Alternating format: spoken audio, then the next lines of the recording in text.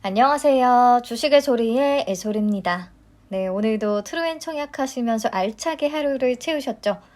트루엔의 마감 상황과 CU박스의 1일차 데이터 함께 살펴보도록 하겠습니다. 먼저 트루엔부터 보시죠. 오늘 총 23만 2,125건 유입되면서 마감을 했어요. 그래서 균등 배정 수량은 총 1.35주, 35%에 들어가게 되면 비례 2주까지도 노려볼 수가 있겠죠. 최대한 영상을 시청하는 많은 분들이 균등 당첨의 행운을 누리실 수 있었으면 좋겠습니다. 네, 증거금은 총 5.56조 원 정도가 들어왔어요. 그래도 제가 어제 예상했던 수치와 거의 비슷한 선에서 마감을 했습니다. 그래서 546입을 적용받을 수 있는 구간 따로 한번 살펴보시면 2,000주, 5,000주, 8,000주, 11,000주, 14,000주, 17,000주 이렇게 조금 3,000주 단위로 546입을 적용을 받을 수가 있더라고요. 네, 그리고 35,000주부터 또 62,000주까지도 적용 구간 한번 체크해 보시고요.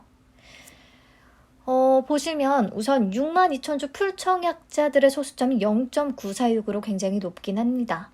뭐 풀청약자들이 얼마나 많을지는 잘 모르겠지만 그래서 소수점이 좀 높은 순서대로 배정을 하다 보면 혹시나 5,000주와 2,000주 구간에서 뭐 문제가 생길 수 있을 건지 아닌지는 좀 배정 내역을 봐야 알 수 있겠어요. 단수주 여부에 따라 다르겠습니다. 단수주가 충분해서 문제 없이 0.6 이상에는 전부 다 올림 배정이 됐으면 좋겠네요. 네, 그러면 상장일에 얼마나 올라줘야 파킹 이자 대비해서 좀 남길 수 있을지 풀청약자 기준으로 한번 계산을 해보겠습니다. 3억 7,200만 원으로 62,000주 풀청약을 했다고 하면 3.6%를 적용한 이틀치 파킹 이자는 약 62,000원 정도가 되거든요.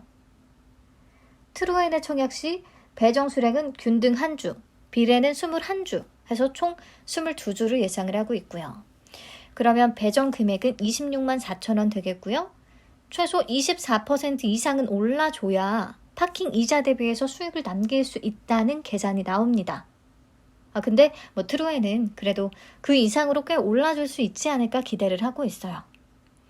오늘자 잔회 기준가를 참고해서 보시면 22,000원 기록하고 있거든요. 공모가 12,000원하고는 지금 만원 정도가 좀 벌어져 있는 상태라서 단독 상장이기도 하니까 수급만 잘 붙어준다면 뭐 80%에서 한 100% 정도는 기대를 나름 해볼 수 있지 않나 싶습니다. 장외가가 이대로 유지가 잘 된다면. 네, 넘어가서 이번에는 CU박스의 1일차 데이터를 점검해보죠. 신한, SK, 신영 이렇게 3개 증권사에서 청약이 진행이 되고 있는데요. 신한에는 8,267건, SK에는 410건, 신영에는 796건이 들어왔습니다.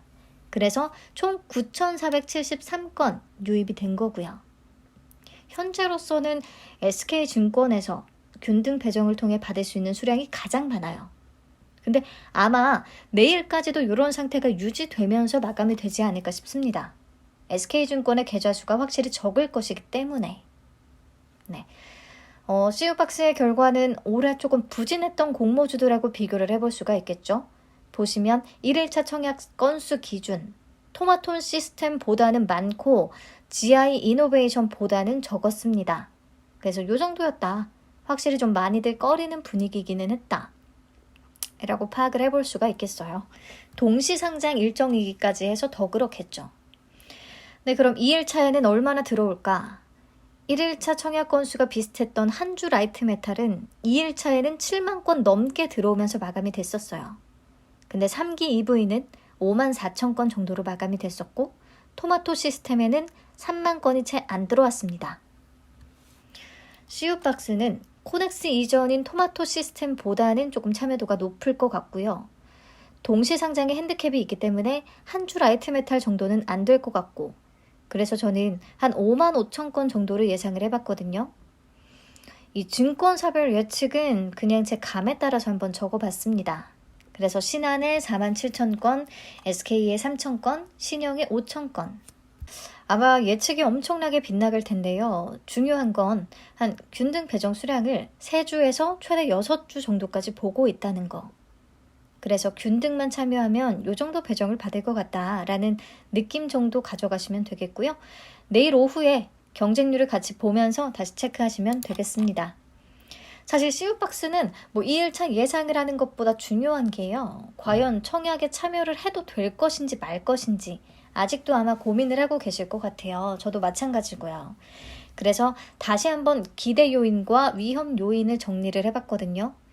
기대 요인으로는 밴드 하단 대비해서 추가적인 할인이 진행이 됐다는 부분, 그리고 장외에서 거래한 상당수 기존 주주의 매수 단가가 공모가보다 위로 추정이 된다는 부분, 그리고 알체라의 시가총액이 2,343억 원인데 CU박스의 시가총액이 1,495억 원이라서 조금 오를 수 있는 여력은 있지 않을까 싶은 부분, 그리고 장외 시장의 기준가가 오늘 38 커뮤니케이션 기준으로는 19,250원, 증권 플러스 비상장 기준으로는 18,700원을 기록하고 있더라고요.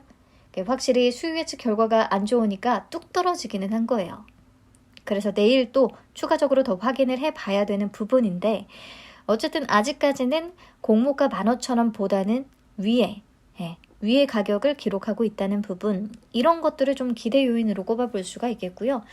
반면에 리스크 요인으로는 트루엔과 동시 상장이라는 거, 이게 가장 큰 좀 위험 요소가 될 수가 있겠고, 그리고 수요 예측 결과가 일단 부진하다는 거, 그리고 유통가는 물량이 많고 기존 주주의 비율이 매우 높은 데다가 일부 기존 주주의 매수 단가는 공모가보다 또 한참 아래라는 거.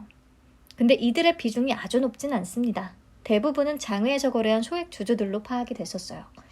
아무튼 유통가는 금액도 733억 원으로 부담을 느낄 수 있는 수준이라는 거. 그래서 상장일에 예상보다 매도 물량은 적고 매수세가 좀 많이 붙어줘야 수익이 날 수가 있을 텐데요. 불확실성이 다소 크다 보니까 안정적인 것을 지향하는 분들은 그냥 패스하시는 게 낫겠고, 그래도 몇몇 가능성에 좀 베팅을 해보실 분들은 리스크 감수 가능한 범위 내로 청약을 해보시면 되겠습니다. 네, 그럼 여기서 마무리할게요. 내일은 CU박스의 경쟁률 방송과 모니터랩 1회차 마감 데이터로 찾아뵙겠습니다. 푹 쉬시고 내일 다시 만나요.